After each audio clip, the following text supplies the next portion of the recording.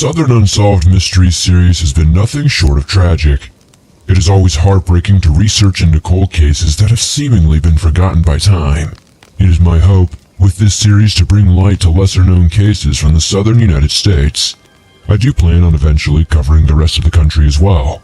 I have covered a few cold cases from the West Coast in the past, which you can find in the Unsolved Mysteries playlist. Today, I'm going to be stopping in South Carolina to cover a few truly tragic, unsolved disappearances. And as always, if you have a case you would like to recommend for a future episode, be sure to comment them down below. Now, let's get into these stories. Number 1. The Odd Disappearance of Farrakha Brown.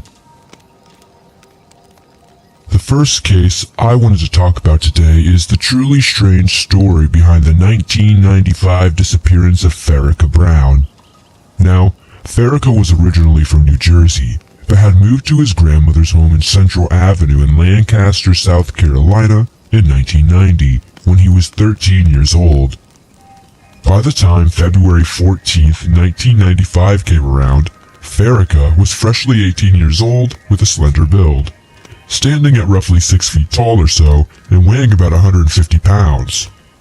At the time, he was working at a local Applebee's, which, to those who may not know, Applebee's is an American chain restaurant that can be found virtually everywhere in the country. Farrakha often dressed rather nice according to his family members.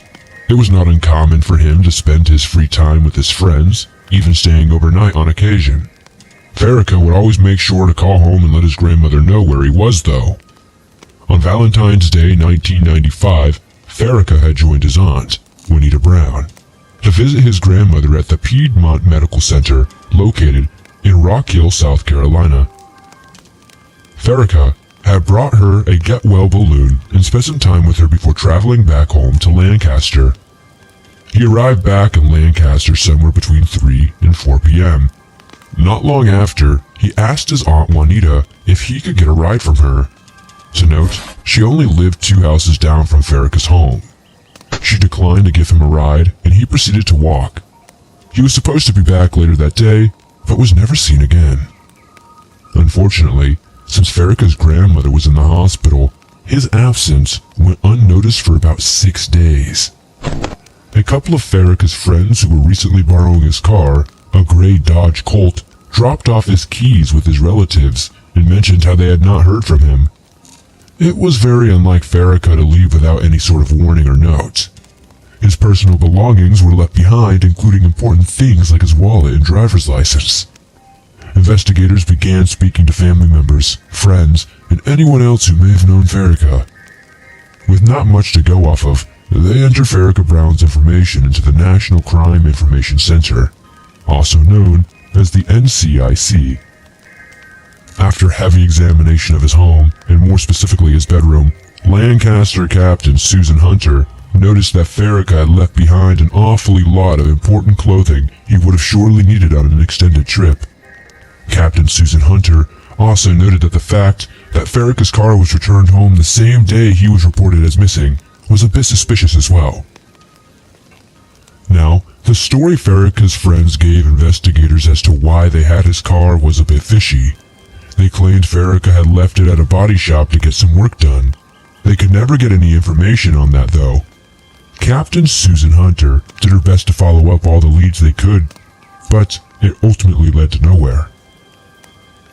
She cannot help but wonder if the friends knew more than they have let on.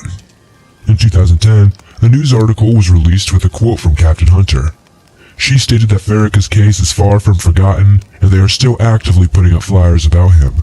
They hope to give the family closure one day. Sadly, Farrakha's grandmother died in 1998, never knowing where her beloved grandson went. Farrakha's mother and aunt are still alive, hoping for answers. No one really knows what happened to Farrakha Brown on Valentine's Day 1995. At this point, all we know is Farrakha left his belongings at home and has never been seen or heard from again, and his friends are not talking. Farrakha Brown is roughly 6 feet tall and weighs around 150 pounds. He has his left ear pierced, and he has a noticeable birthmark or scar of some kind on his right arm and head. He had shoulder-length braids at the time. If you, or anyone you may know has any information on this case, please contact Lancaster Police Department at 803-283-1171. And of course, you can always remain anonymous.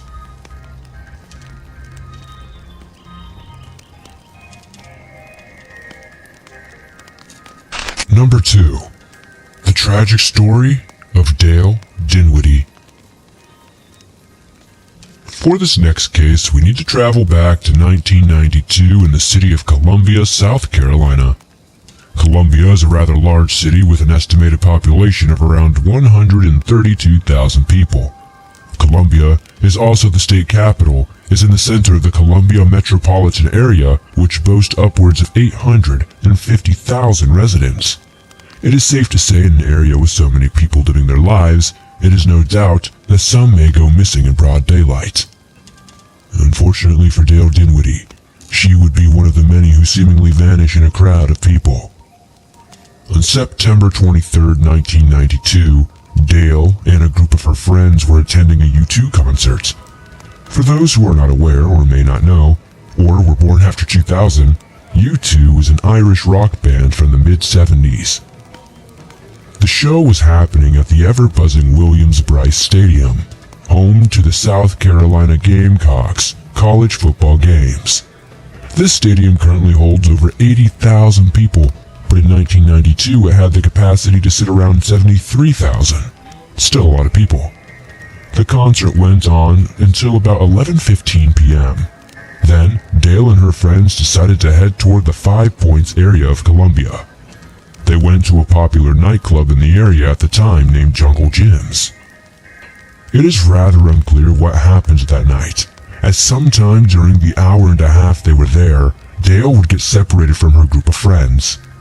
Around 1 a.m. on September 24th, the group left the club and assumed Dale had called her parents or had gotten a ride home. Sadly, this was not the reality of the situation. Dale was still in the nightclub, unaware her friends had left without her. Dale could be seen on surveillance footage asking a bouncer if they had seen her friends. Sometime around 1:30 a.m. she stopped talking with the bouncer and was seen walking north on Hardin Street. Consequently, Dale has never been seen or heard from again. Dale Dinwiddie is a Caucasian female with brown hair and brown eyes. She was 23 at the time of her disappearance and weighed approximately 96 to 100 pounds and was about 5 feet tall. She was last seen wearing a forest green sweatshirt, a blue nylon LL Bean jacket tied around her waist, faded blue jeans, and sneakers.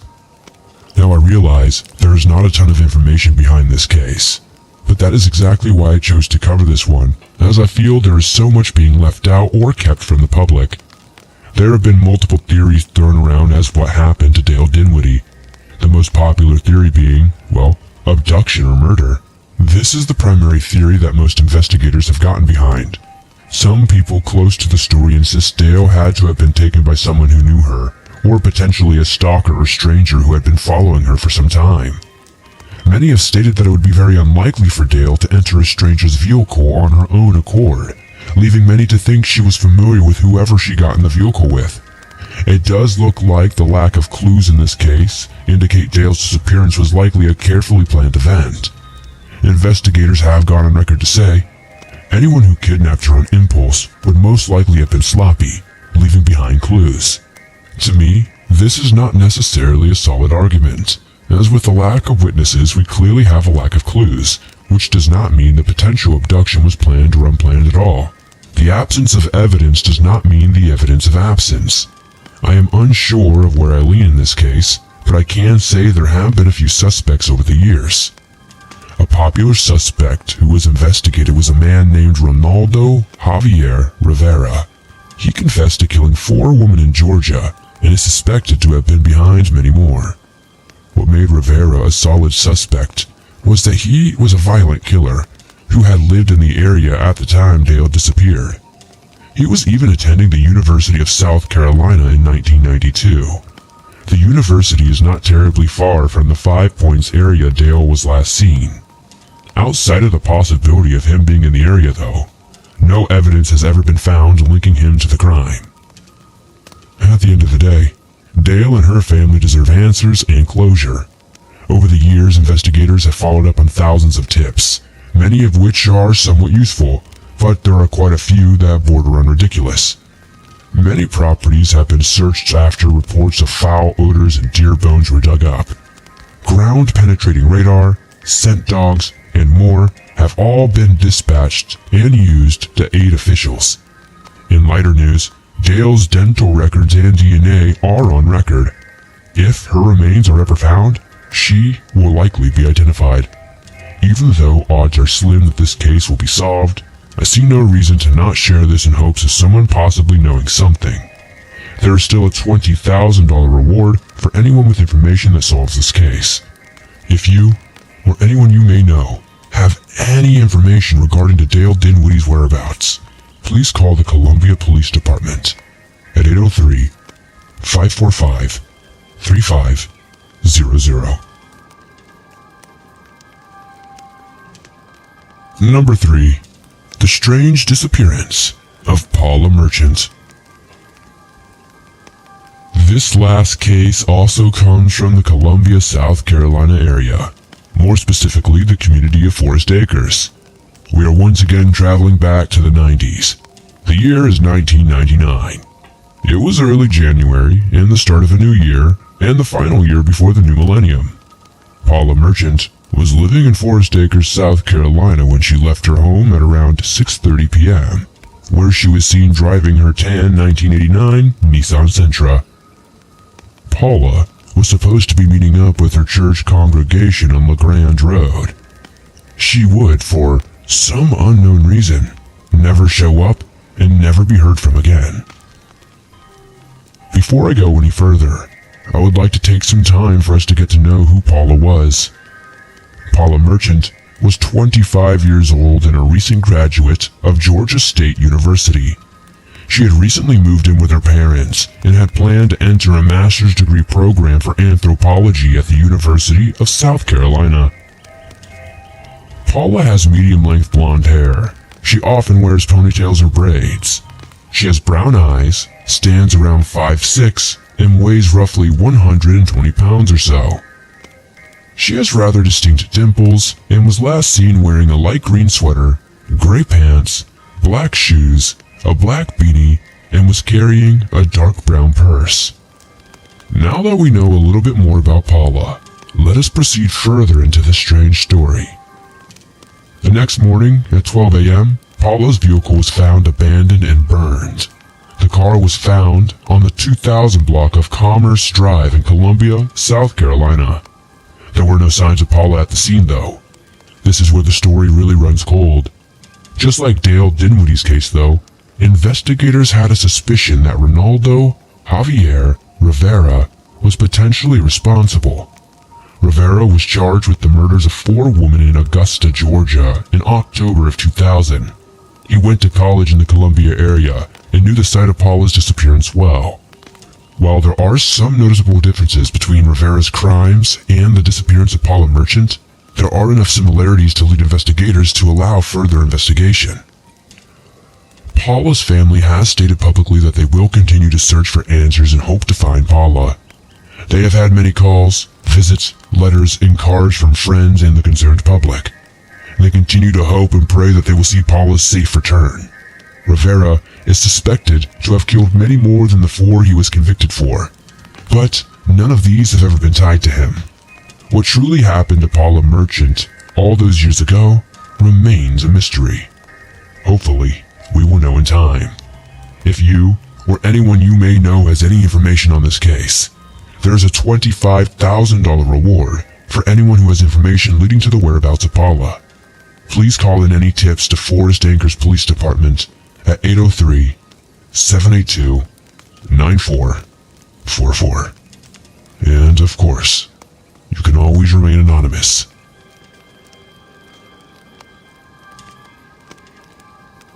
Thank you all so much for watching and continuing to support the Southern Unsolved Mysteries series.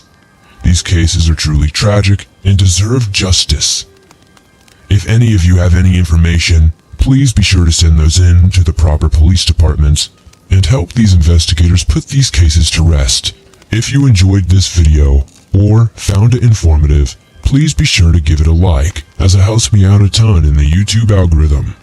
If you're listening to this on iTunes or another platform, be sure to give this a 5-star rating, as that helps me out a ton as well.